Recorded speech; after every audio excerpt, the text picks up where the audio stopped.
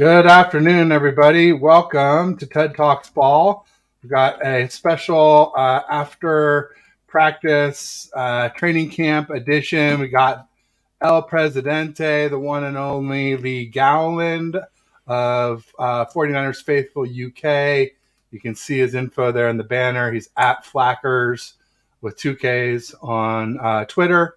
And then obviously at 49er Faithful UK is the YouTube and podcast situation there.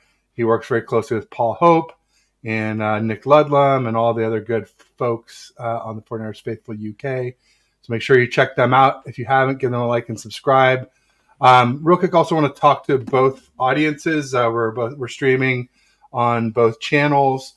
So if you're on 49ers Faithful UK, if you could come on over and give a like and subscribe on TED Talks Ball, that'd be great. Also, for those of you here with me on TED Talks Ball, make sure you pop over to 49ers Faithful UK. Also, here's something I thought of, Lee. I mean, I swear it was less than a week ago. I finally, such a dummy that it took me this long.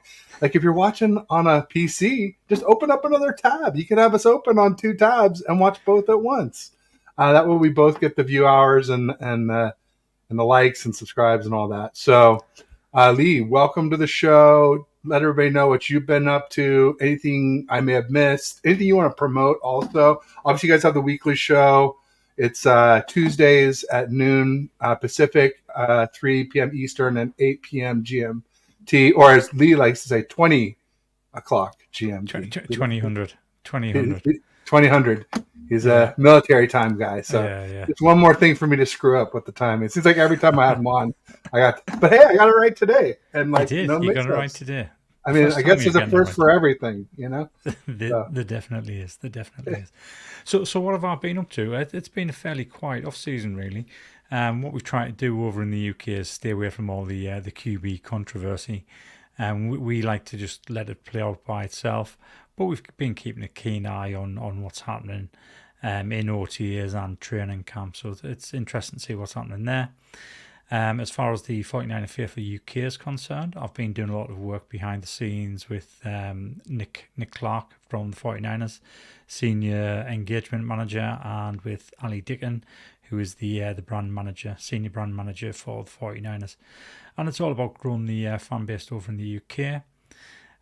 We will be having an official watch party on the 15th of October for the Cleveland Browns game. It's 99.9% certain that that's going to be in London. It's so certain that I've already booked my train tickets and hotel. So hopefully that 0.1% doesn't come true and we have to move it.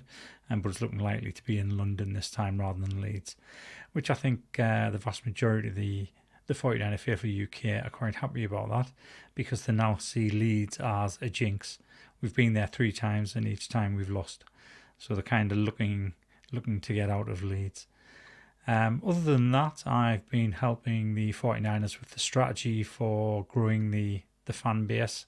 Not just in the UK, but the strategy is kind of like what we would call a sausage factory strategy. It's something that you can take to each different country, implement exactly the same strategy, the same approach, and it should yield the same returns. So it's going to be interesting to see what parts of the strategy they use and how that impacts the UK fan base. But it's exciting times, and now that training camp started, the group, Twitter, it's all starting to ramp up a lot more. There you go. Awesome.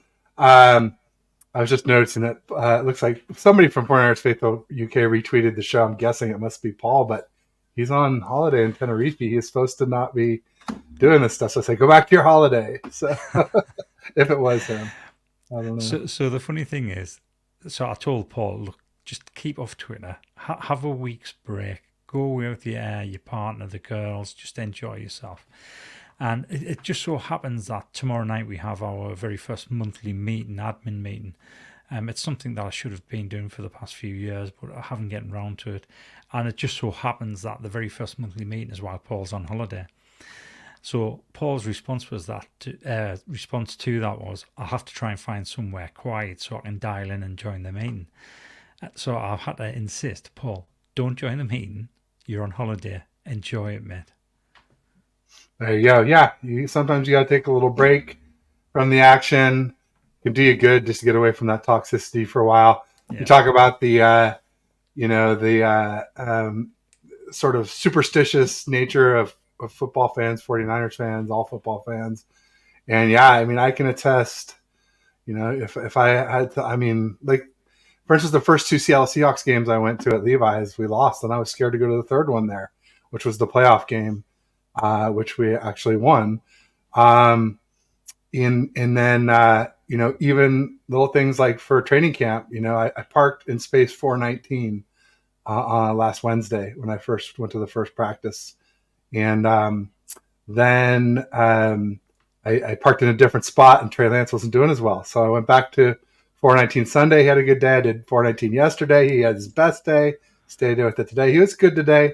I know some say he was the best. Some say Purdy was the best. I actually said Purdy.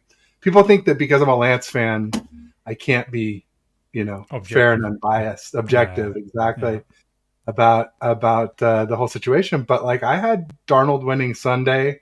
I had Lance winning yesterday because that was pretty obvious, and then I had Purdy winning today. The one thing I said about Purdy today was he had the number one weapons. And like, there were a lot of plays where Lance only had all scrubs, or like he completed one pass to Ayuk, and it was like Ayuk and, I shouldn't say scrubs, but yeah, three second or third string players, some that probably won't be on the team after cutdowns. Um, so keep that in mind, and keep in mind that everybody has different views, perspectives. It's not like a TV broadcast where we all see the same thing. There's multiple angles and replays and slow motion. It's all happening in real time, really fast. Lots of substitutions. Some people are close up, some people are far back, and wherever you are, even if you're close up, sometimes someone far back can have a better view if you're up high. So and then the thing with training camp too is like the sacks and tackles are all very subjective, especially with a player like Debo who breaks so many tackles. Like, first contact probably wouldn't tackle him, whereas other guys first contact they'd probably be down. So it leads to a lot of discrepancies. The main thing to look for is just how people are doing, if they're making tough throws. Lance did make a really nice throw today, a real nice laser to the sideline that I immediately turned to the other creators I was there with, and I just said, Purdy doesn't have that club in his bag, just to really zip a hard out 10, 15 yards down the field to the right. But got some folks in the house we should probably say hello to. We got third string all pro. Says Purdy separating himself from the pack. Actually, I thought Purdy might have been the best QB today. I think he was getting himself back to the pack. The pack has been, Darnold and Lance have been the best so far. Purdy's been struggling, and to be expected. He's rusty. To be expected. I still don't think he's 100% physically, and even once he yeah, is, it'll take him probably some time to be 100% mentally too. So I think Purdy's actually approaching the pack, and that's a good thing. We want as many healthy and ready QBs as soon as possible. We want, the more competition, the better it is for them to make sure that we get the best one on the field for week one. But I would like to see, I mean, God, how long have we been waiting for Lance and CMC? CMC has still not taken a rep with Lance yet after 6 practices. What has it been? Wait, Wednesday, Thursday, Friday weren't there. That would be 3. Yeah, Sunday, Monday, Tuesday.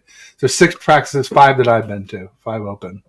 Not a single rep with CMC. That's frustrating to me. Because I've been arguing all off season, like, we need to see Lance with yeah. CMC and with more Kittle, because those are the two things he really didn't have in his regular season starts, or not much of. Nick Ludlam in the house. He says, as sports fans, we can be very superstitious characters. Yes. I mean, just look at me. I mean, I do almost every show in this in this jersey. Occasionally when I'm on vacation, you'll catch me in a polo like what I wore to the training camp today on So, the so the show. funny thing is there. So we were talking just before we went on air about Faithful Hodge and the fact that Yeah. I had the opportunity to meet him last year, but Yeah. I didn't realize the person I was with was going to meet him. So the person I was with was Nick. It was Nick Oh, no Ludlam. way. So Nick had gone off to meet Faithful Hodge. I hadn't realised that's who he was going to meet. Otherwise, I'd have gone with him. Yeah. Yeah. No doubt about it. Yeah, I was sharing with Lee backstage that I was like scraping out, I had all this pasty white sunscreen. It wasn't zinc oxide, but it must have some zinc oxide in it because I looked like the type of ghost that Sam Darnold might see, super pasty and white. Um, And I was like, I gotta go wash my face. And like, somehow we were talking about 49ers Mark. Oh, because he was on Sky News, Yeah. and Lee was on vacation, and he made a funny joke about the only way I would have seen Mark is if the screen was on the bottom of a beer glass, because I guess he was getting after it that weekend. God bless him. And then I was saying how I met Mark. So if you don't know Mark, he wears the ring with all the 5 rings on it, or the ring hat, and then he paints his face red. And I met him and Faithful Hodge one day at the same game. And so that's where all these stories were coming from here backstage. But yeah, I mean, superstitions are huge. It's always, you always try and do the same things as you did. Like, I will just never wear Seahawks green no matter what if I can avoid it. Just I'll go with no socks if I have those are my only green socks. So that's the way it goes. But go ahead, Lee. I've been yammering here. So Evilise says, "Yo, how was camp? Camp was good. I sat with Rohan, Jesse, Steph, and Raj today, and also Mike Urtaza. He's not really a content creator, but he kind of is. He is a producer for David Lombardi. So I got to meet David Lombardi. I got to meet who were on the other side of the ropes on the field. Jordan Elliott was there today. And I want to say there was somebody else, but I'm starting to run out of people to meet. That's for sure. You know who I didn't see there today, though, was old Mike Silver, who was lording it over me on the timeline right before he blocked me, talking about how he was there taking notes and all, la, la, la, la, la. But somehow in his notes, he has Lance as the 4th, where everybody else has Lance as, solid number 2 or maybe number 1 in this competition. And I said to him, I said, well, if Lance is like 3rd or 4th, why does he go 2nd? Or why did he go 1st when Purdy was out and 2nd in every drill when Purdy was in?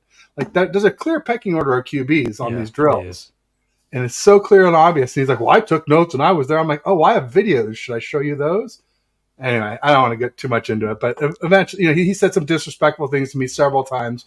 Finally, I kind of mimicked one back to him, and that was about it. He couldn't handle it, and he blocked me. So if you see Mike Silver, tell him Ted said hi. And he's soft. And he can't block my burners anyway, so he'll still be hearing from me. Yeah, he tends to spit his dummy out quite often. Yeah, he was right about the arm fatigue. But then I said to him, he's like, oh, I have sources or, access to information. I said, oh, that access told you that Mac Jones was going number 3, right? And then he made some comment about like me and Jesse wearing Niners hats. Like as if you can't be a smart analyst and wear a Niners hat. Yeah. Doesn't Kyle Shanahan wear Niners hat, Mike? So anyway, that was fun. I think the most important thing out of camp today, because I haven't seen the result of what's happened, did Jalen Moore walk off the field? Because I saw some reports to say he was carted off. He did walk off. No. He walked off. Right. I think he's okay. I think he's not seriously injured. No, there was no cart. We were worried because he went down. Yeah. None of us saw how it happened. But, yesterday when I was on with Beto, I was saying, one of the best things about camp so far, and I knocked on wood, I said no injuries so far. Yeah. So, I'll still say I don't think it's a serious injury. So, fingers crossed on that. Let's get to some of these chats. We're definitely backing up here. We got Bebop Jones in the house from Bethlehem, PA. Apparently where the Golden Gate Bridge was forged there near the Steel City of Pittsburgh. Hey, fellow faithful. Actually, I think he's closer to Philly, if I'm not mistaken. East Coast Niner, how you guys doing? Better now that you're here. Thank you. Nick Ludham said, hadn't CMC had a rest day or two? Yeah. Funny thing, Nick. CMC's rest day, same day as Purdy's rest day. So nobody got extra reps with CMC because Purdy was out. Interesting that, huh? Evilise says, same day as Purdy. Yeah, there we go. He's just answering the question. Cinnamon Kiss in the house. Oh, yeah. Mike Silver was rude to her, too. She said, oh, that's not what I'm hearing from content creators. And he made some disparaging remarks about content creators. I was kind of like, aren't content creators like more reputable than someone who is like a company shill who does what the Niners want? Like, I I won't name names, but I mean, I'm saying Mike Silver is one. Some of these people can't say what they want to say because they're closely affiliated with the 49ers. And the 49ers, there would be repercussions for them if they actually spoke their mind. So, East Coast Niner says, just subscribe to 49ers Faithful UK. Thank you. Thank you. That's great. We love it. Keep those going. And I'll say it again because I said it earlier when most people weren't on. If you're on with me, pop over to 49ers Faithful UK, give them a like and subscribe. Same thing if you're on with them, come on over.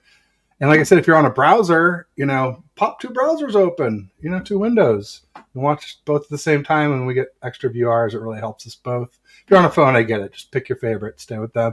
And I'll try and show all the chats so that if you're in with me, you don't miss chats coming from the other channel and vice versa. Simon Kiss says, getting her nails done. Oh, a little pampering. Very nice. I don't get my nails done, but my wife has gotten a few pedicures for me when my feet get too gnarly and disgusting. It can be very helpful. Mark and Hunter, good people. So glad to have a chance to meet them. Yeah, they're great folks. Longtime Niner fans. Die hard, hardcore. No doubt about it. Eva Lees was laughing about Mike Silver. Yeah, it was. I knew it when it was happening. I was in one of my DM groups and kind of like showing a screening of our conversation. Like, can you believe this? I'm like, do you want us to jump in? And I was like, he blocks really easily.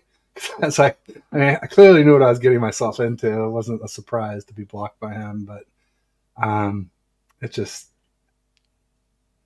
always disappointing when when you're politely disagreeing with somebody and they're rude. Finally, you're rude back, and then they're like, "Oh, well, you're rude," And he was gaslighting too. He was lying. He was saying things that weren't true. And the original point was like his article saying that Lance is third or fourth, and we're going to trade him.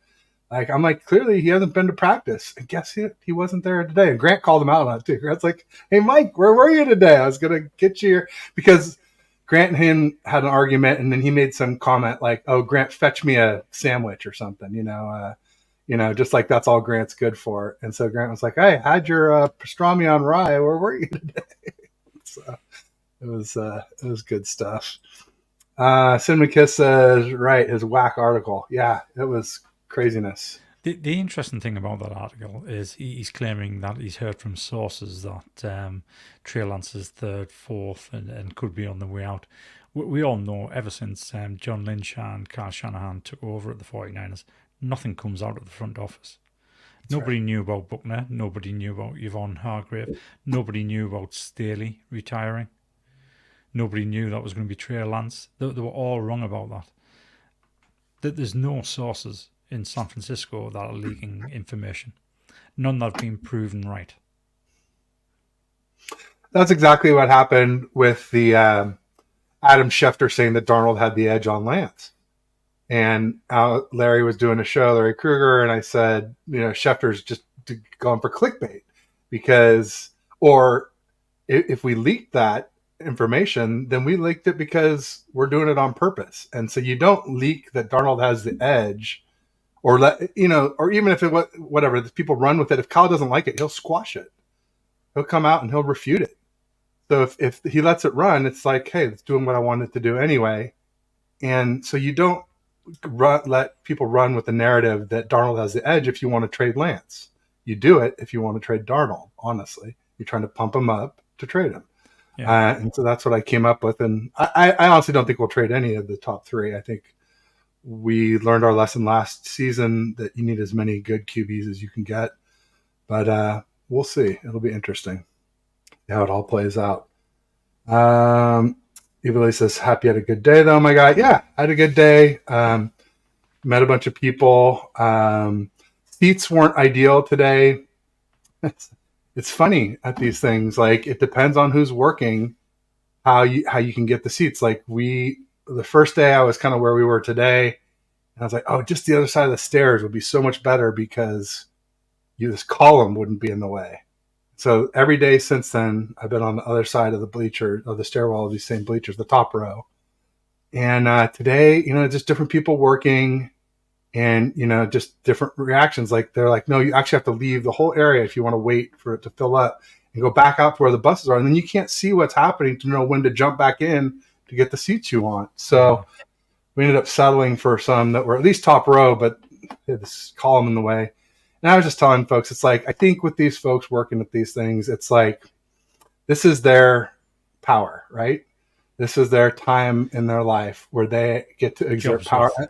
and they're going to exert every last ounce of it. And so you got to know that's what you're dealing with. Over in the UK, we would call those a jobs with. A job's worth? Yeah. Ah, Yeah. The power's gone to the head, the yeah. little power they've got, and they're going to exert that power at every opportunity they get. I mean, I get it, like that you don't want like everybody all going for the seats they want, but it's like I feel like as content creators, we add something to the team, we add views, we add, I don't know, it's not like they're paying us, and I just feel like they should be a little bit nicer, a little bit more accommodating, and some of them seem like they almost like they want to hold that against you, and it's just like wow. Bash from 49er Minded in the house saying, "What up, Ted? What up, Bash?" Cinnamon says, "I got back though." Nice. Welcome back. They're saying hi to each other. Eva Lee's howdy. Cinnamon Kiss, welcome. 49er Minded, 49er Minded. It's a mutual admiration society, folks. Here we go. Jimmy Prez. What's up, Jimmy? Welcome. He says, what's up, everyone? What's up, Ted? Not much. Glad you're here. Bash says, like and subscribe. We've definitely been through that. Hit the emojis. Absolutely. What's up?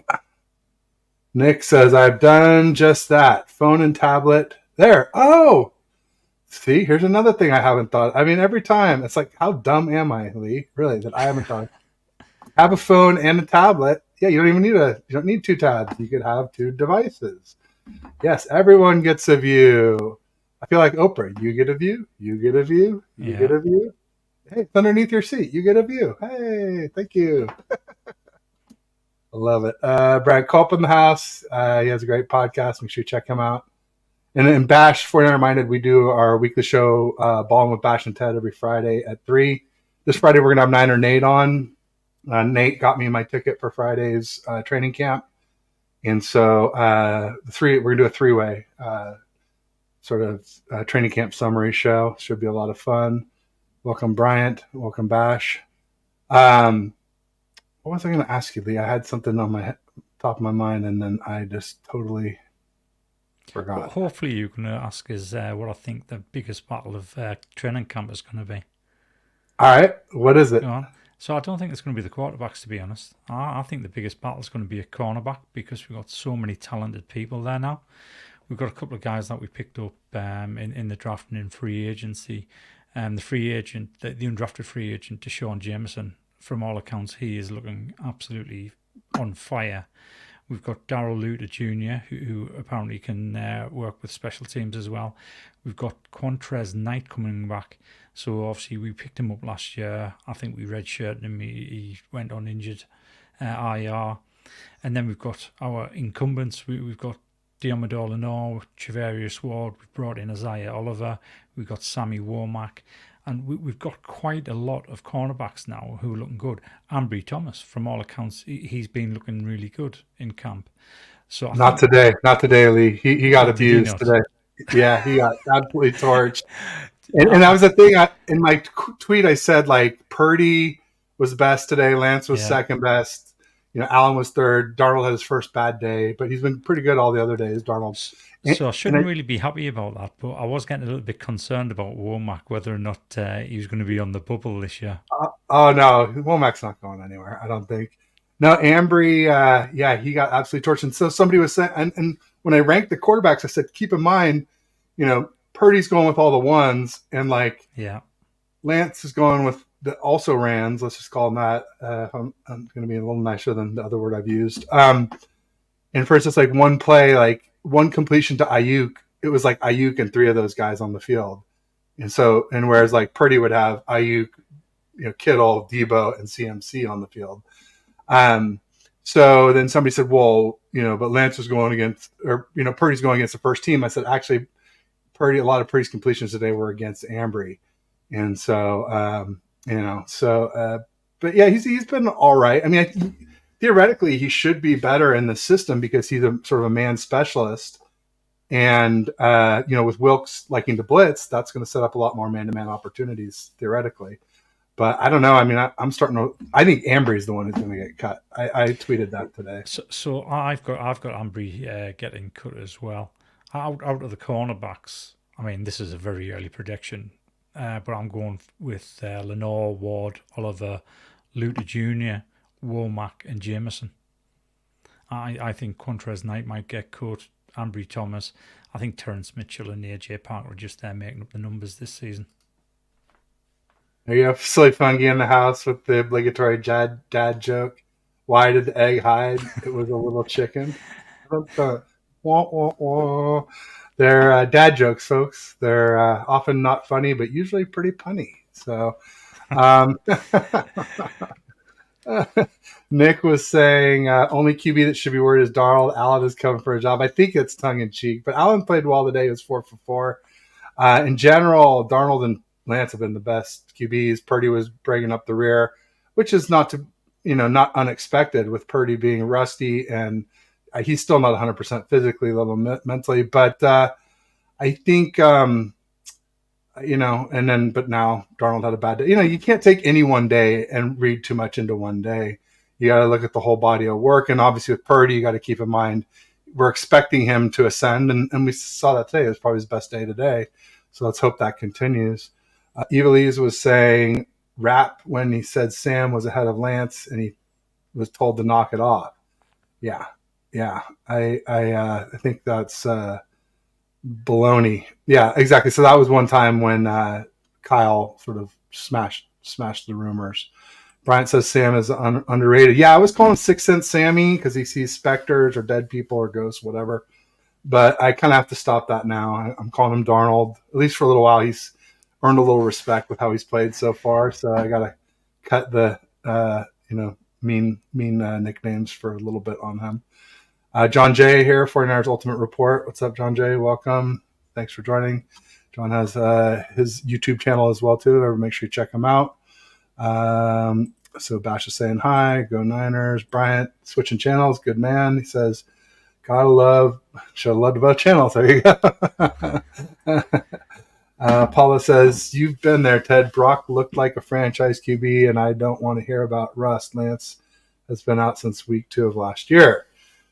Yeah, I know, but I mean, rust in that, like, Lance was in OTAs and minicamp practicing, and Darnold or Purdy missed even just this last Wednesday. Thursday was his first practice since the NFC Championship game. So there's more rust for Purdy. I mean, I'm a Lance guy, but I'm not going to try and say that. And also I think the injury to the UCL is a much more serious injury than breaking your ankle.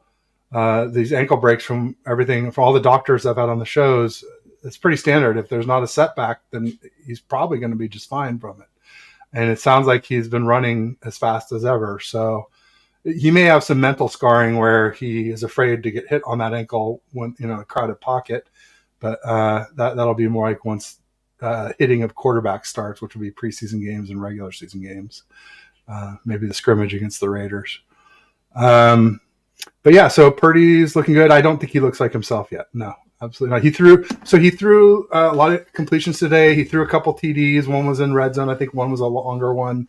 Not that necessarily like a deep bomb, but like a good medium-sized completion that then there's a lot of yak on. But, good throws. The thing he did have a couple of dropped interceptions. And that's kind of a microcosm of Purdy's season. There was that video that came out by Alex Rollins where he said that, Purdy and Jimmy were the same guy because Purdy had all these dropped interceptions. It could have looked a lot different if they had been caught. I disagree. I said always I thought Purdy was at least a little bit better than Jimmy. Yeah, and obviously a lot younger and a lot cheaper.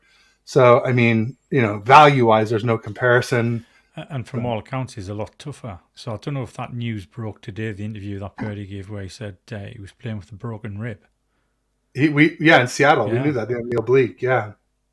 I mean, we didn't know it was broken. We just knew it was rib oblique injury, but usually it's a broken rib or a broken cartilage in the rib, and either one of those things is super painful. Sometimes the cartilage can actually take longer to heal than a fractured bone. It takes a ton of and Purdy played well. It wasn't one of our higher scoring games, but we did get a pick 6 call back on Bosa's BS roughing penalty on Geno.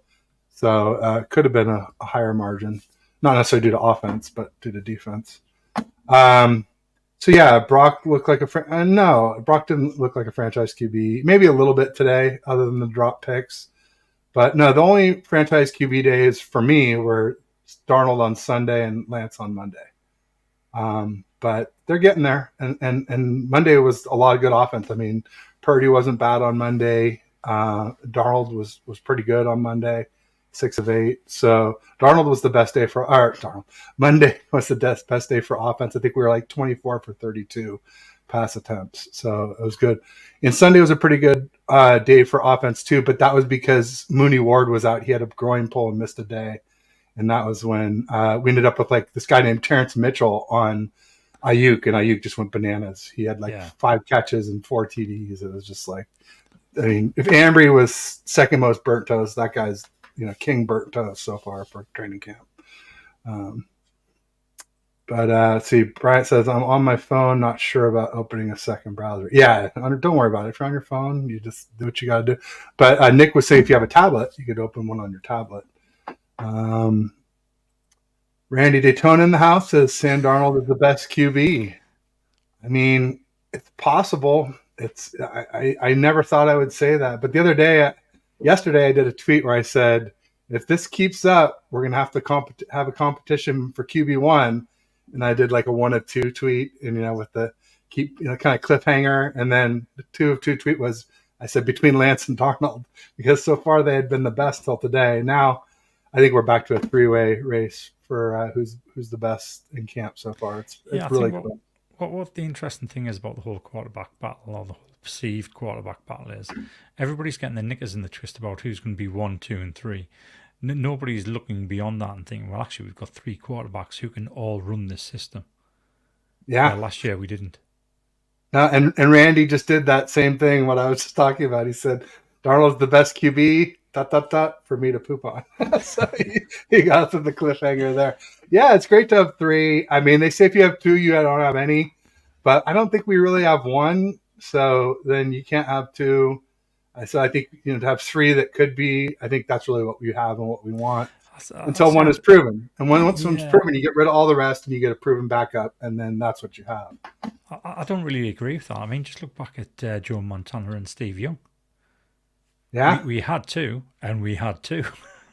Yeah, and we needed a lot of times. If you've got 2, you don't have any. It's just how professional they are, how they handle the situation, and how the coaching handles the situation. Yeah. Randy says Allen dropped when the season starts. Yeah, I mean, probably stick him on the practice squad if we can. If he doesn't get a better offer, he might get a backup offer somewhere else, though. He was number 2 in Cincinnati, so behind Joe Burrow, so that carries some weight.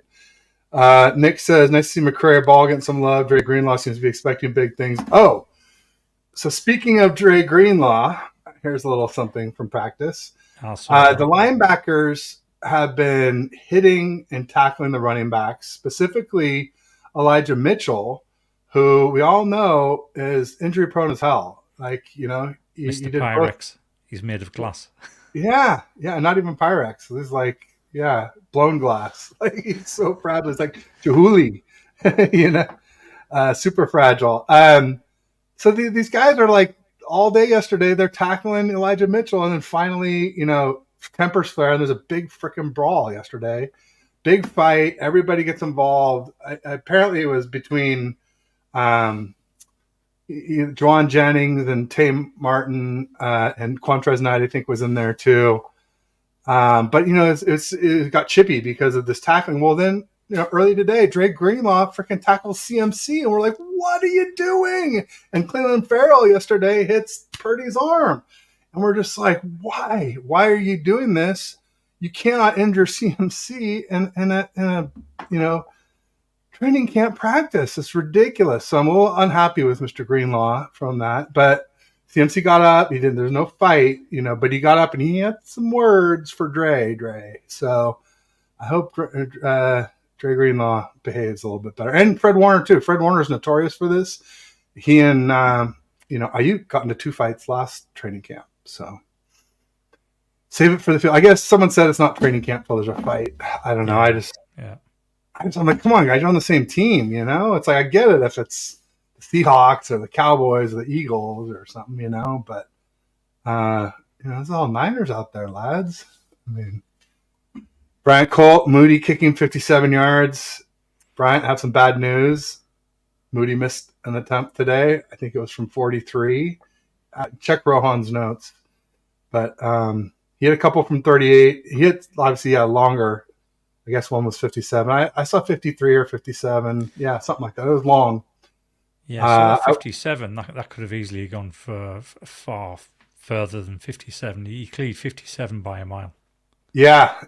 Raj was calling him a Legatron, which is kind of already taken, but I think it was Greg Zerline used to be, or it was Greg the Leg Zerline. I forget who Legatron was, but maybe it was Janikowski. I don't know. But yeah, I mean, the guy's got a cannon of a leg, if there is such a thing. We talk about QBs that way with their arms. John Jay saying hi to Bash. Nick Ludlam is saying Moody is the man. Can't wait to see him kick those extra points and long winning field goals. Also, bang those kickoffs out of the end zone. So for sure, no touchback. I don't think you've been on, Lee, since they changed the rule on the kickoffs where you can down it inside the 5 and still get the ball in the 25. Right, no. That was back in May, wasn't it? April or May, in the owners' meeting where they changed that. Yeah, but did we talk about it on the show? No, we didn't. Yeah. We didn't. I mean, there's some conspiracy theory. They've changed the rule because of Jake Moody.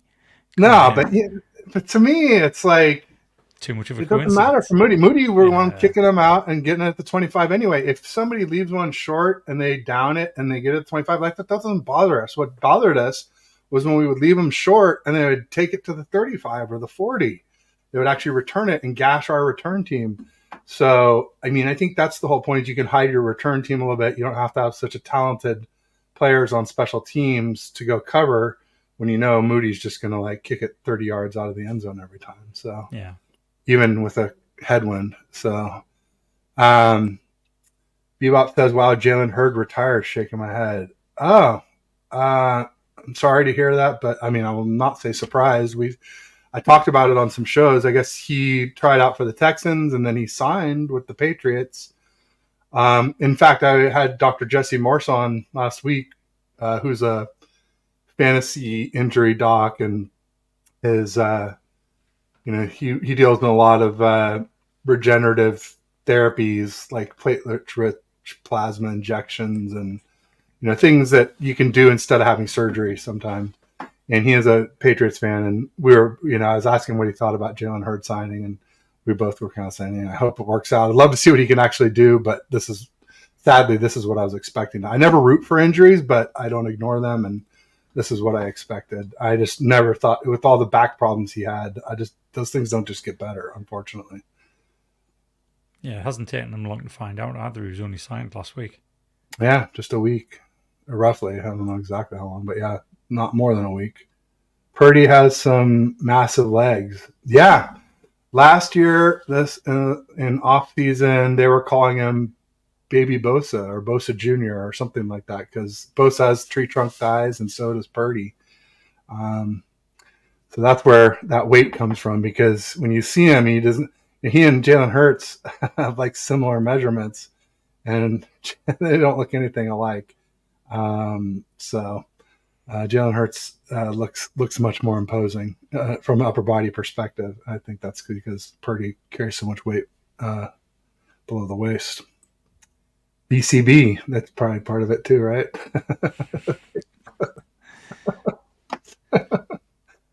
Terrible. 49er Jeff says, what's up, fellas? What's up, 49er Jeff? Welcome to the show. If you guys are on my channel, make sure you check out 49er Faithful UK. And same thing with the folks on the UK channel. Check me out. Give me a like and subscribe. If you got a computer, hit both browsers. If you got 2 devices, watch us on both. It helps. Nick says, that's sad news. I was hoping Hurd would manage to catch on. Yeah, I mean, I think we all wanted to see what he could really do. I mean, he's kind of like 6'4" Debo who was faster, at least 40 time. And so versatile. I mean, Debo has proven to be that kind of versatility. But Jalen Hurd, we kind of knew it right coming out of college in the draft. Just couldn't stay healthy. ACL in the back or can be killers. Bryant says, I think we just became friends. If you want to get to be friends with Bryant, say nice things about Jake Moody. He literally has 4 Jake Moody's on his overlay. I think 2 from college and 2 from OTAs and minicamp. So Bryant is a Jake Moody nut. He says, kickers are people too, right? That's what he says. Are you serious? They showed film, Pat. Yeah, it's sad. It's very sad. We're just saying hi, Randy Daytona. Here we go. Snowman Multimedia says it's all about Brock. Check out Snowman. He is a 49ers content creator as well. He and I keep talking about doing a show together. And one of these days we will make it work. But he has some good content. I've checked out some of his stuff. It's always interesting when you run into a 49ers content creator because I thought I knew everyone, or at least all the people that were relatively established, but every now and then there's one you meet. I met a couple on this fantasy show. There's some fantasy guys that are 49ers fans that, aren't like on the normal content creator circuit here with us. And so I'll be doing some shows with those guys too. Randy says, what's up, Bash? Same facts. Randy's saying Ted. He's laughing. Damn area, LOL. Oh no, I can't take it. If I have to hear Papa say that. He was there. I think I posted it when he and Lynch spoke the other day. Lynch spoke for the first 45 seconds, and then Lynch was like 10 or 15 seconds the last one, and Papa came and said, San Francisco.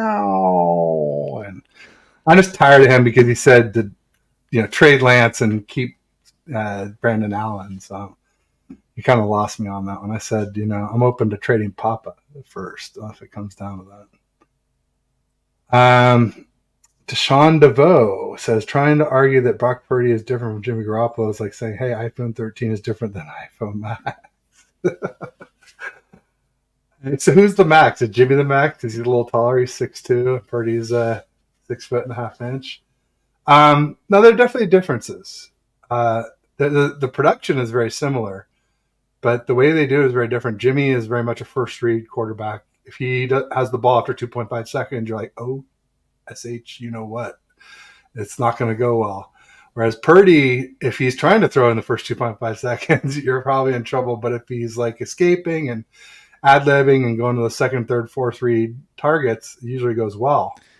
So similar results, but very different ways of getting there, in my opinion. Yeah, I think Purdy is basically Jimmy Garoppolo before he had that knee injury against the Chiefs. Yeah. He That can changed him actually, forever. yeah, he can get away from pressure. He's elusive, and he can extend the play, which Jimmy could in the first 5 games. If you go back to the 2017 season when he finished the season with those 5 games, you could see he was more elusive. He had no fear. But as soon as he did his knee against the Chiefs, he was never, ever the same quarterback. Nah, no doubt about it. And that's my hope with Purdy is that doesn't happen to him after this UCL. Yeah. Randy calls him the Purd man of Alcatraz. I like that. Randy also said Kyle put a bounty on Elijah Mitchell. I don't know. I don't think so. I don't think that makes any sense. But it might explain why he's allowing our linebackers to tackle him mercilessly. It just doesn't make any sense to me. The guy, he's so valuable when he's healthy. He's such a great runner. He was our best runner last year, much better pure runner than CMC last year. Clint Farrell thought he was Hassan Reddick. Yeah, hitting Purdy's reconstructed arm. That could have, can you imagine? It could have been so catastrophic. We got to rein these guys in a little bit. The defense is a little bit fired up, a little bit, maybe a little bit too much adrenaline or something. Mitchell kept getting beat up by defense. Yeah, I think today was a little bit better. After the CMC talking to Dre, I felt like it was better for all the running backs today. Cleveland should be dropped. Somebody should have clocked him one for that. My goodness. I don't know if we can get rid of him, though, because we don't have a lot of defensive end. Actually. We just signed one. Yeah, we just signed one. I was just going to say, today is Tuesday. Taco Carlton. Taco Tuesday. Yeah, Taco Charlton. Yeah. He was good today. He was very good. So he was a first-round draft pick for the Cowboys in 2017. And, he was good today. So I guess maybe he is to replace Cleveland Farrell. I mean, Cleveland Farrell was terrible in one-on-ones yesterday too. He was one of the there were like 3 or 4 bad players yesterday in one-on-ones. One was Burford, one was Cleveland Farrell, and another was I'm blanking on who was bad. But the good ones were interesting too. Kinlaw was the best. Alex Barrett was a really interesting good one because he is like always bottom of the defensive end depth chart. And he was smoking folks yesterday. Drake Jackson was really good in one-on-ones. McKivitz was really good in one-on-ones yesterday.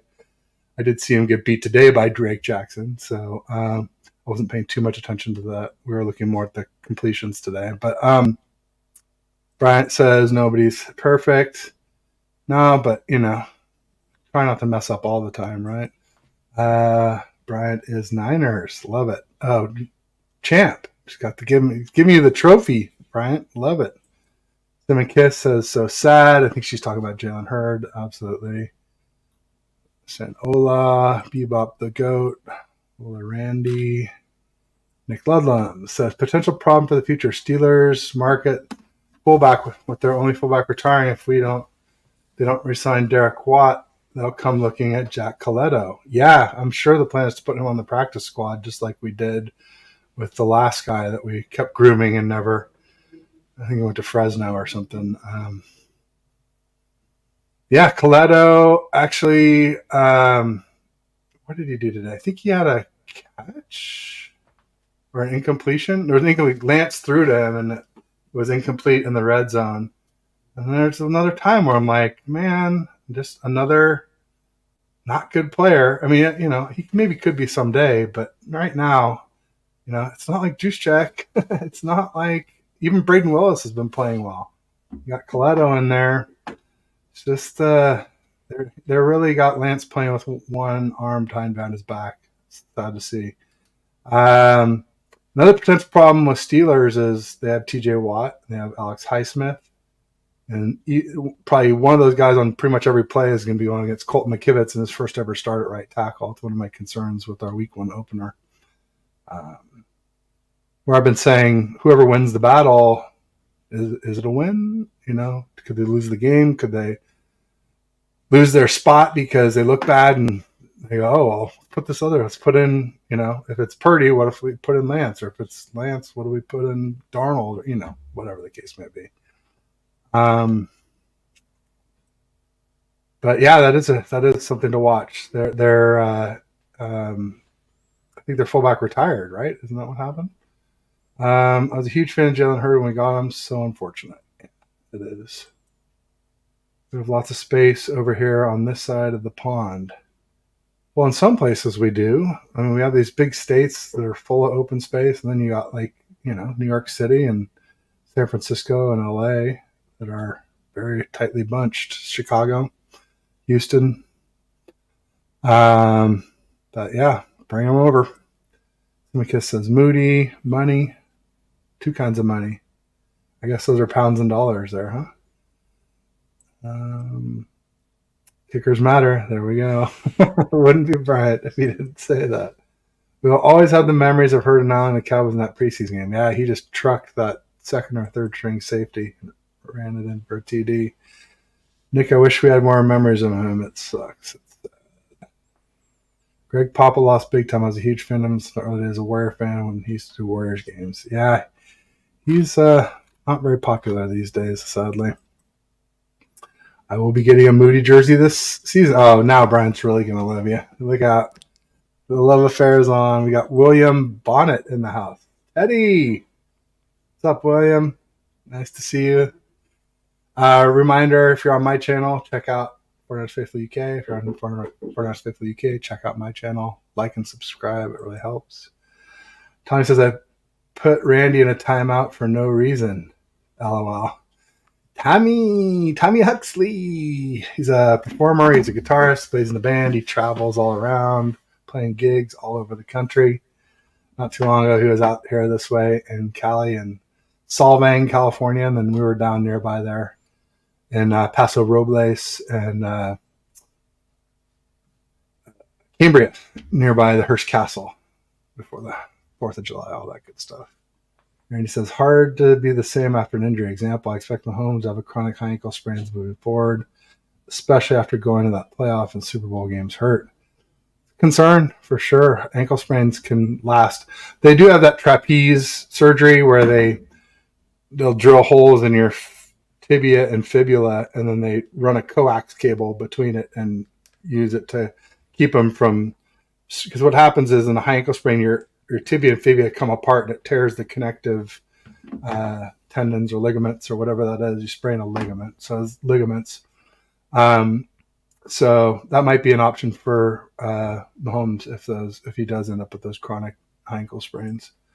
Trent Williams seems to kind of get those now too, right?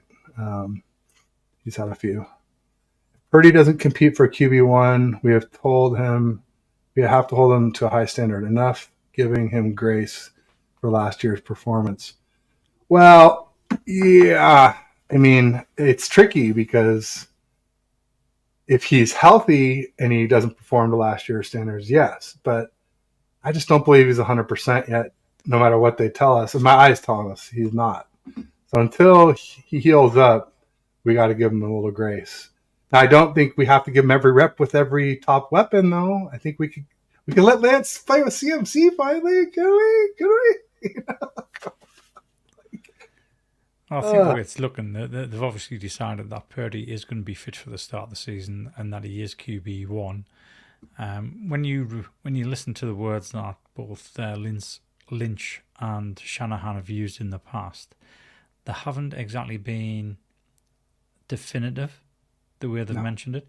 They said Purdy has earned the opportunity to compete for the QB1. He's earned the opportunity to be a starter. Not necessarily he is our starter. They've been very careful in what they've said and the way they've said it. But to me, it's obvious from the first few days of camp. Purdy is number one. He will be starting as long as he's fit. You've said it yourself.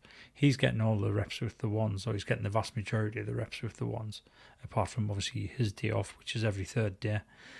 I think going into the season, I think it's good for the team that they actually know who is going to be QB1. And I think the likes of Lance and Sam Darnold, they have an opportunity there to step up in training camp, to show what they can do, to solidify that number 2 spot, so that if anything happens to Purdy during the early weeks in the season, either one of them can come in and do the job. Yeah, no, that makes perfect sense. Just kind of catching up on some of the comments here. I don't want people to feel like they're missing out. Kinlaw looks different, man, during training camp compared to last season. That man has put in some serious work. He's in a contract, yeah. He's bound to look different. Yeah, he looks great. If Ayuk has been the best on offense, Kinlaw's been the best on defense. He's been outstanding. So I hope he keeps it up. Knock on wood. Well, I hope he does play well this season, because I think I'm the only person in the UK who has a Kinlaw jersey. There you go. Randy says, all good. I was just there talking to Sergeant Slater's daughter. I think he meant Slaughter's. Sergeant Slaughter follows me on Twitter, actually. Kind of one of my bigger follows. He said that rhymes. Love it. He says, Nick Loveland, there's a video of Jalen Hurd catching an STD. The Patriots at camp, I'm surprised hanging it up. He looked good in that video. Well, it's not how he looked in the video, Bash. It's how did he feel after, And I think exactly that's probably what happened. He probably just was wiped out afterwards and just was like, this is not worth it. At some point, you're like, the money is not worth what my quality of life is going to be if I keep doing this. Well, Chris Borland's a perfect example of that. Yeah. Yeah, I mean, he quit. He quit 2/3 into the way of the season, and he was looking like an excellent linebacker. He was going to be a stud, and he just decided that the injuries weren't worth it. Doesn't matter how much money you give them. That's heartbreaking because we had just lost Willis. Yeah. And Navarro Bowman. And I was like, oh, we could have a great linebacker again. I mean, he was great when he played. Different, little, but man, he got underneath people. He was a little torpedo back there in the backfield. And then, oh man, yeah, he was worried about the concussions. So smart, it's smart. CTE is no joke. It's a serious issue. Tommy says, but it was fun putting you in timeout. LOL. There you go. People enjoy seeing these guys have their own thing going on. Bash was laughing. Love it. Good. At least got someone to smile. Tommy says, I have a day job too. I'm a sous chef at a private high school. Nice. I like it. We have to share some good recipes with us. NJ Izzy in the house. Melissa saying, let's go, Ted and Lee. Thanks for joining. Glad to have you. Oh, we're actually getting caught up. William H. Bonney, as in Bonnie and no, isn't it Bonnie and Clyde? No, because it's Clyde and I guess that's the middle school. It's Billy the Kid. Oh, Billy okay. Kid, thank you. Yeah, I may be Bonnie. Billy. Okay, Billy. Yeah, that makes sense. Yeah, Billy the Kid. Look at this. Lee knows Southwest history better than me. Shows what kind of gunslinger I am. Bang bang. I guess it's two N's and an EY. Randy Daytona, cowboy. Oh, we can't have any cowboy talk here, though, even if it's cool Cowboys. Too close to the team we may play again this year in the playoff. That's probably something good to talk about. Lee, how are you feeling about, NFC West, NFC in general? I think the NFC West is wide open. I mean, obviously, we're favourites. Without being a homer, we're definitely favourites. The Rams and the Cardinals are an absolute shower. I can't see them competing this year. The Seahawks have made some good moves in the draft over the last 2 years, but I still don't see them competing. I think they were quite fortunate last year. They had a decent record, but then again, they had a lot of games where they only won it by 3 points, or where they got a favourable officiating decision. I can't see them being a threat at all. I think we're going to walk the NFC West, which is why I've always said, if there's an opportunity to place Purdy on PUP or even short-term IR to start the season and make sure that elbow is okay, then we should start Lance for 2 reasons. One, we are protecting Purdy if we really do believe that he's going to be our franchise quarterback. And 2, it actually gives us a proper opportunity to see Trey Lance in a competitive game. And hopefully if that does happen, Shanahan doesn't use him as a running back. So the opportunity is there because the NFC West is pretty weak other than ourselves. Yeah, I mean, I think Seattle is going to be pretty good. I could actually see us maybe splitting with them. I do think their draft picks will make them better. I do also think, though, they really didn't address run defense, and that was one of their big weaknesses and one of our big strengths. So I think we should still be able to run it pretty well against them. But yeah, I think 5-1 or 6-0 in division this year. As far as the rest of the NFC, I think the Eagles obviously are a huge foe. But I wouldn't be totally shocked if the Cowboys are better than the Eagles and our bigger nemesis. Just because the Eagles have had so much turnover, whether it's players or both coordinators, every middle linebacker on their team, Javon Hargrave. I've been saying I think Javon Hargrave could be Charles Haley 2.0. You know how much it killed us and made the Cowboys take a great pass rusher off the Niners and put him on the Cowboys. I think we just did that to the Eagles. I think they had a good looking draft, but they really need most of those draft picks to hit. And draft picks typically, if you're doing 50%, you're doing well. And usually a lot of those don't hit first season. So I don't know. I don't think they're as good as everybody thinks. Don't. We'll see. I would definitely like the Cowboys to make the playoffs again, just so we can knock them out. Yeah, running. Yeah, I just feel like they still have Micah, they still have Stephon Diggs, they still have CeeDee Lamb, they still have Tony Pollard's back, similar injury. Diggs is a boomer bust though. A little bit, but they got Stephon Gilmore, they got Brandon Cooks, they got all they lost really was Dalton Schultz, and he was like a good possession tight end, but he wasn't. As we saw once Pollard went down against us, they had no game breakers other than CeeDee Lamb on that offense. And so, I don't know. I mean, Dak, I don't fully believe in Dak, obviously, but I think if you give him enough weapons, they have a good. Oh, the other problem they're having is Zach Martin. Zach Martin.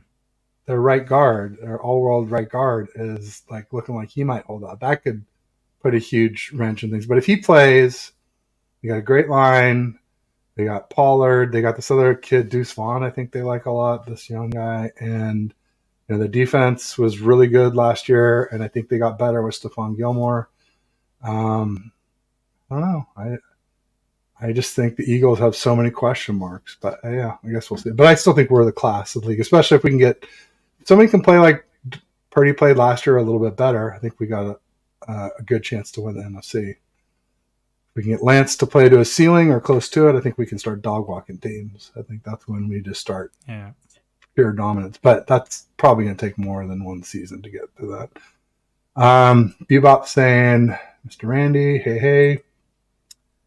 Nick says, if they do trade Lance at the end of the season, then it makes sense to start Lance for 3 to 4 weeks to raise his trade value. Yes. And like, we want the strongest QB room possible going into the playoffs. And to me, that means Lance has to play. I mean, I think Purdy can improve some, but I think Lance is the one who can make quantum improvements in his game. And people are like, well, we were, could have won last year. And I think we could have beat the Eagles if Purdy had stayed healthy. I'll give it maybe a 50-50. Whoever has the ball last kind of maybe wins that game. And with the Chiefs, I say like 45-55 or maybe 40-60. We're underdogs against the Chiefs, but still definitely winnable. But last year going into the playoffs, we were pretty damn healthy. I mean, people will point to Jimmy and Lance, right? But if Purdy stays healthy, we were pretty damn healthy because all we were missing was E-Man, and Lenora was playing like crazy. He was arguably better than Mooney Ward last playoffs. So, like, if Purdy stays healthy, like, I don't see how we could be healthier in 2023 as to start the playoffs as we started the playoffs in 2022. So I think we may need a lot more than maybe even if Purdy can do what he did. What are you laughing at? Someone's comment? Yeah, Randy's. The last comment on there. Okay. So I like Lee. Like getting Niner content from one of the Beatles. There you go. So that's an interesting take because over in the UK, the Beatles came from Liverpool, and I definitely do not have a Scouse accent. So anybody that's from Liverpool is called Scouse. And my accent, almost by Scotland. Liverpool's in the north, right, or mid? No. It's the classed as the northwest. To me, it's the Midlands. I live in the north of England, so I live like a 2-hour drive from. So you're closer to Sean Connery. No, that's Irish. No, yes? Sean Connery, he's Scottish. Yeah, Scottish. Yeah, all right, good. All right, I got something right. There you go. Time zones, English geography. I tell you. All stumpers for me. Nick says they're good for a load of ents with DACA QB. Yeah, I saw he threw one at training camp. It looked pretty ugly. But, it's training camp. It's training camp. Can't put too much of it. Ted Lee, NFC top 4 teams. Go. Niners, Eagles, Cowboys. I'm going to go Saints. Saints. Yeah. Like it. Yeah, Saints have a hell of a defense. They got Derek Carr. I think it's a good QB. I think poor Derek got blamed for a lot of losses that the Raiders had because of their crappy defense. Yeah. And the Saints have a legit defense. And they got Michael Thomas supposedly coming back. They already had Olave. They got that Jawan Johnson or something like that, tight end, young phenom tight end that's pretty good. Obviously, Kamara, once he's back from his suspension that's looming. They picked up who is the touchdown vulture running back from? He was on the Lions last year, but I think he might have been a Saint before that. Williams. Are you thinking of Williams? Yes, Jamal Williams. Yeah, is that his name? Something like that. Yeah, they got him back, and I think they have some young running back also that they really like. Maybe they drafted. Anyway, yeah, Saints, good pick. I could see it be them. I could see it be the Lions. I could see it be the Seahawks. I could see if somehow the Falcons can find a quarterback. Maybe the Falcons. They've got a really complete team, I feel like, but I don't trust Desmond Ridder. And they lost Mariota. He's a Eagle now. Who else? Vikings, if they got a defense, but their D is falling apart. They're about to ship out Danielle Hunter, and their D was already bad last year. They lost Kendricks, Darius Smith, now Danielle Hunter, like all their stars. They're gonna go from like 32nd, 31st to. Yeah, so I think the Vikings were another team that played whose record flattered them. I don't think they were a They playoff had like team, and 8 or 9 or 10 one-score games or something crazy yeah, like that. Yeah, yeah. but they won. Yeah. Oh yeah. No, I don't like them. Some people are saying the Bears, but I don't see it. I gotta see it for a season before I'm gonna say it. Um, that's probably it. What about your top AFC teams or risers or teams to watch? Oh, it's got to be the Chiefs, Bengals, Bills. Got the Jags anywhere near there? Starting to sniff that. Oh, they'll be in the conversation at the end of the season, but not What sure. about I mean, Dolphins? the Dolphins. I was about to Dolphins. say the Dolphins. Yeah, But the thing about the Dolphins is I don't trust Tua to stay healthy.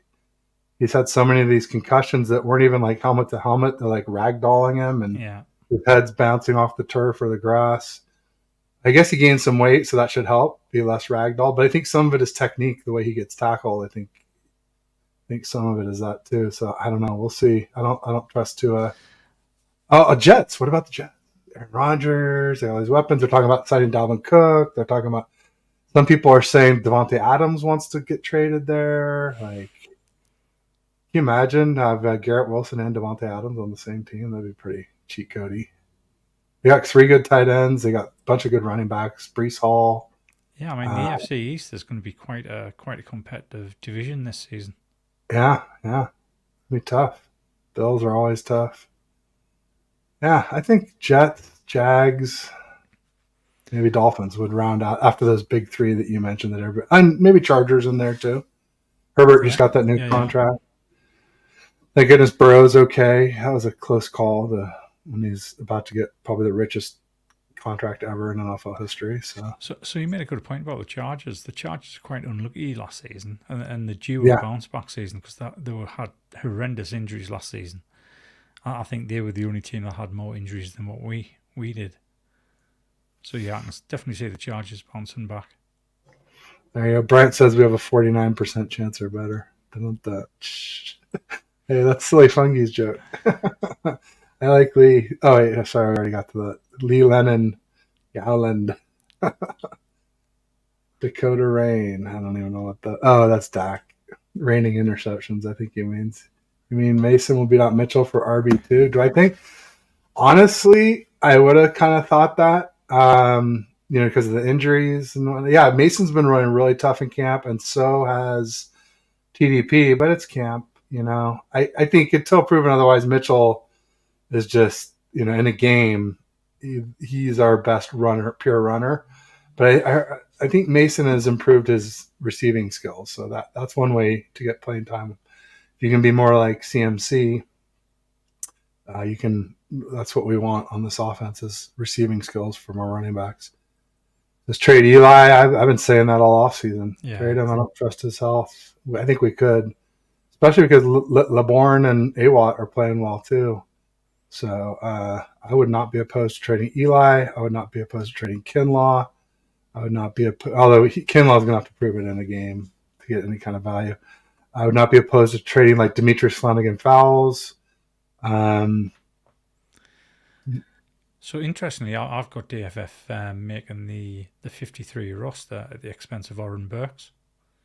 Oh, well, Oren Burks has been starting in camp, so I don't know. Really? Yeah. It's been Dre and Fred and Oren Burks. Now that doesn't mean it can't change. It's not set, but that's how it started. Right. But I know D Winters has been doing well, and a lot of people like McCrary Ball too. And then even Jalen Graham and OTAs and minicamp did really well. So, but yeah, we should trade one of those linebackers, just like we did with Jonas Griffith. We sent him to the Denver Broncos rather than cut him and they won't make it to the practice squad. This is too deep of a group. Yeah. In my opinion, we'll see. I guess feels like only a matter of time for it to happen. 400 Jeff. There we go. I was like, do you think Mason will beat out Mitchell? Yeah, I think either by skill or by injury that could happen. The Jets turn their cap off or something. Yeah, yeah, because they're talking about all these players. Well, Rodgers took a pay Rogers, cut. yeah, he He did. took a pay cut Huge pay to cut. go there. So he pulled a Tom Brady. Yeah, So God bless him, because that's the he's thing. only 8 Like, million against the cap thing this I've been season. saying forever, like Russ, Breeze, and Rodgers, all probably Hall of Fame quarterbacks. None of them won a ring after they got paid. So it's a hard cap league, folks, and you don't have to be better to be a better value. So this is a prime example of that. And Aaron Rodgers is still damn fine, even in decline. He's a darn good quarterback. I still think Jets will be bad. I don't think they'll be bad. I mean, maybe not as good as advertised, but I don't think they'll be actually BAD.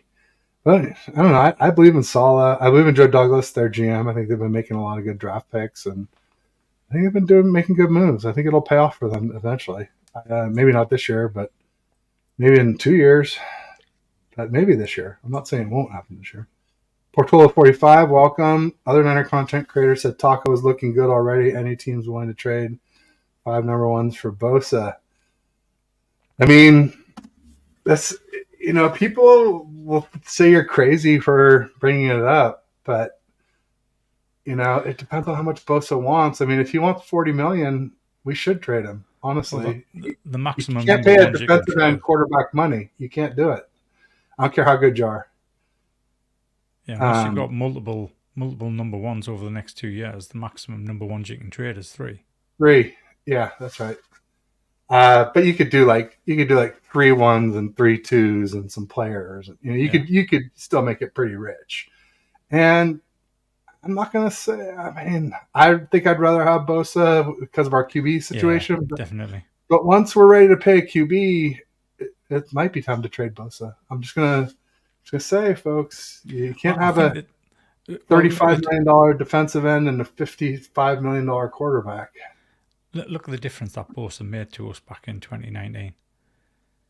So 2018, we were absolute garbage. We picked up Bosa, and it was completely different. Completely different. We had the same cornerbacks, and the cornerbacks played lights out in 2019, but they didn't in 2018.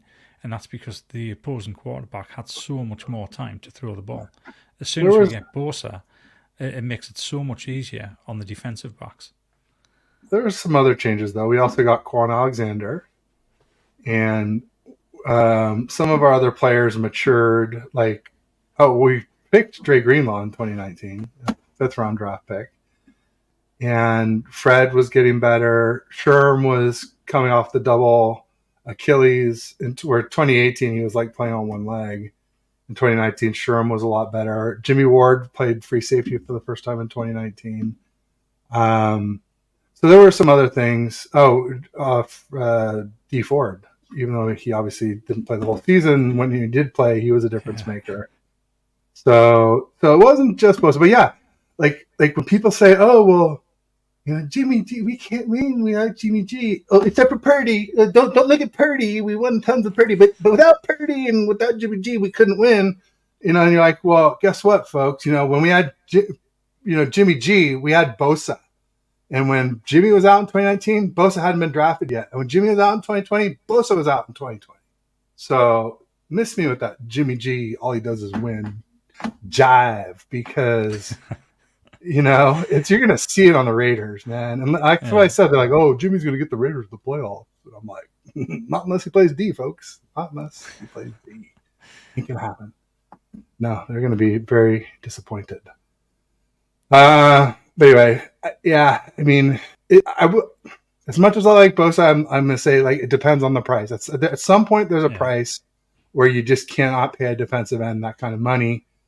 And it's, not a ton more than what Aaron Donald makes, 31.7, I think it is. I think if you're getting like in that 35, 37 million, you have to start talking about it. I'm not saying you have to do it, but you got to at least see what the options are, what the offers are, because you get in this situation where you can never pay a QB, and you can't be in that situation. You have to have the flexibility to, if Lance hits a ceiling, or say Purdy somehow improves his arm strength and gets, I always say, like, Purdy's limited. He has limited arm, limited height, and limited top speed. And, like, none of those are the most important thing. None of them means you can't be great. Even missing all three doesn't mean you can't be great. It just makes it very, very difficult. So Purdy could still be great. He could be elite. He could be like Breeze Light or something like that, I think. And say you want to pay him someday. And then, I guess you could trade both then. But the bottom line is you don't want to be handcuffed into a situation where you can never pay a QB because someday you might want to. And hopefully soon. I'd really like to have a franchise QB league. I don't know about you, but Yeah. I think we've waited long enough. You too, right? We have. Let's see. Jalen Hurd, with some of the Pats retired. Yeah, we heard. It's sad news for sure. We were all rooting for him. We wanted to see what he could do. I'm not a Pats fan, but especially I really dislike Mac Jones. But even I could root for Hurd and still hate on Mac Jones, I think. So I think Burks is just getting the veteran respect. With the big guys first. Yeah, could be. Yeah, could very well be. Like I said, it's early in camp. You don't read too much into it, but early on he was starting beside Fred and Dre. So yeah, the Hurd story. So sad, no doubt. 49er Simon in the house. Welcome. He says late to the party. Well, better late than never. I know Lee needs to get going pretty soon. Though it's getting late over in the UK.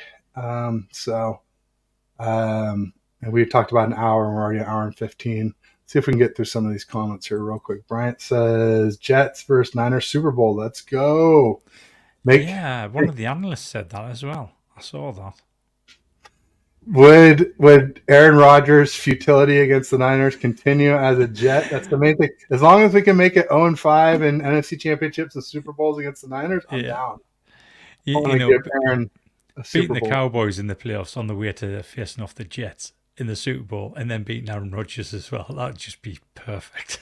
That would be pretty perfect. The only way it'd be better is if we beat Mahomes. I mean, I still want revenge on him, but I'd rather play Rodgers and win than attempt revenge on Mahomes and lose.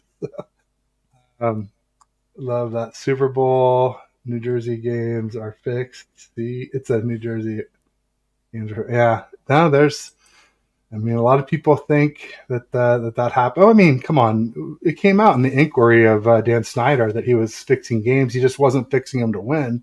He was fixing them to have certain point spreads so they could make money betting. So they paid a ref $2 million. That's public knowledge. So anyone who says that fixing doesn't go on, it's out there. You hope it's not happening. You hope you don't win because of it, and you hope you don't lose because of it. I don't ever want to feel like our team didn't deserve it. Hi again from Australia, guys. This is Ian. He says, enjoying the chat. Don't forget to check out Australian Football League, Australian Rules Football. Only 4 weeks to finals. Closest battle for finals for many years. Thanks, Ian. So we've got all kinds of accents. We've got the Brits on one side of me, the Aussies on the other. It's a British accent extravaganza. See here, Bosa 35 to 40 mil. Bryant Culp says, I don't think he can make much more than Aaron Donald. I think it's got to be 32, 33 at the most. But what do I know? We'll see. What do you think, Lee? Oh, I think you're right. I think you're right. I think it's going to be about anywhere between 32 and 35. There you go. Do you think the defense will be better or worse? Better. I think Hargrave goes a long way. And if Drake plays pretty well, I think we got it. We did lose a lot of defensive ends, though. We lost Menahu, we lost Ebicom, and we lost Jordan Willis. But they're all kind of guys. None of them had more than 5 sacks. And Hargrave's a difference maker. Drake Jackson's looking great. We still have, Austin Bryant as a speed rusher. Could be kind of like D Ford for us. Clelin Ferrell, as long as he's not clubbing Purdy's arm, that's good. And then also Robert Beal, the guy we drafted out of Georgia. He's real fast first step and fast 40 time. Randy's saying, I think we got a nice help for both. So let's get a nice help when we can't pay him anymore. Yeah, probably not worth it to worry about that QB that we have to pay till we actually have to pay that QB. But he might be in the, I don't know. It's just something to consider, no doubt. Pash is laughing. Bosa wins games. He does, no doubt about it. He's a difference maker. He was our whole defensive line last year. he had 18 and a half sacks, and the next guy had 5, and then the next guy had 4.5 after that. Bosa is going to put us over the top. All right, I love it. But the other thing with Bosa, we have to bring it up, is he's had 2 ACLs. So I mean, he hasn't seen a whiff of it since the second one. But you got to keep that in the back of your mind that both of those needs have been reconstructed. All about the Benjamins. Yeah, Bosa's a little bit of a mercenary, and that's another reason why you might trade him. He's not like a Fred Warner or a Kittle or somebody who's like a really heartbeat of the team. He's a great player, but he was a captain last year, but not your typical captain material, in my opinion. Although I guess he started to work more on being a better leader, so maybe he's earned that. Nick says, any team that wants both right now, I'd want them to include the keys to the stadium for return calls. There you go. Nick drives a hard bargain. He's not as easy of a pushover as me. Simon says, I guess, 49er Simon, pardon me, says, I guess it depends if he's willing to take a team-friendly deal. Same with all players. Ultimately, is winning more important than money? It is, but the Bosas always get paid. That's the thing. Yeah. So either by us or by someone else. But the fact that the deal is taking longer, the longer the deal takes, the more chance there is he gets traded. That's just the way it works. So I'll buy you a Super Bowl ring, my friend, if it makes you feel all right. Is that another Beatles reference? I don't care too much money. Can't buy me love. Can't buy me number 6. Jeff, top 3 defense. I think so. Number 1 defense. There you go. I mean, I have some questions about nickel with Isaiah Oliver taking over for Jimmy Ward. He's a hell of a player. But yeah, I think we're good with Lenore and Mooney Ward. And like you said, we got Wommack. We got this kid, Jameson, out of Texas that everybody loves. Obviously, we got Jair Brown, lots of linebackers. Yeah, I think top 3. It's got to be. How's the O-line look? McKivitz has been good. Yeah, the line's been pretty good. Pretty good. Hard to tell on the runs because they're not tackling completely. So Colton had a bad game. Talking about week 4 against the Rams. Not sure what he means there. Colton injured his MCL against Rams, but he was playing well before that happened. Time for Chris and some Faulty Towers episode. Off to bed. Yeah. Loving his English and then Aussie. Oi, oi, oi. True, we can wait for the window to close before look at trade. Yeah, no, that's true. That's true. And the people are saying Wilkes coming in, DB Heritage, well, massive impact. Yeah, we have a lot of young defensive backs, so that should help us a lot. It might be a slight transition period, but I think we'll end up doing really well. But Lee, I know you got to get going. I know we're coming up an hour and a half. It's getting late. It's getting up near midnight your time, isn't it? 11? 5 to 11. Yeah. Or, sorry, 2,300 hours. Yeah, so. 2,300. All right. Well, let's sign off. Is there anything you got going on coming up that you want to promote? Obviously, we just missed the 49ers Faithful UK. Oh, no, they probably weren't doing it because Paul wasn't. Well, no, yeah, that's right. So tonight they weren't doing it. They're taking a break. And Nick will be able to confirm, but I believe the live show is back next Tuesday.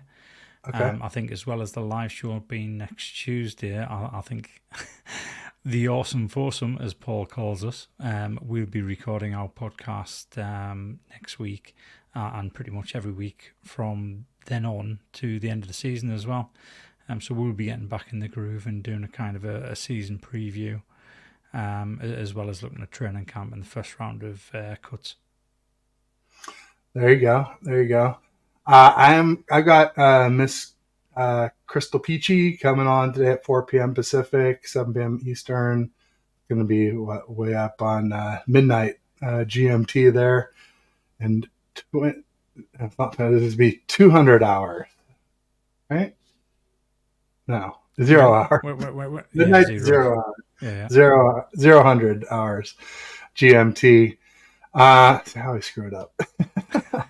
But yeah, it's a Crystal Day at 4, and then tomorrow at 3:30, I've got Aaron um, on our First and Ted weekly show, 3:30 Pacific, 6:30 Eastern, and then Pete Burge is back with me on Thursdays, and he's from Australia. His channel is called Niners DNA.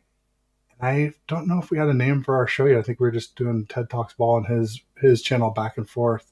But that'll be 2:45 p.m. Pacific, 5:45 p.m.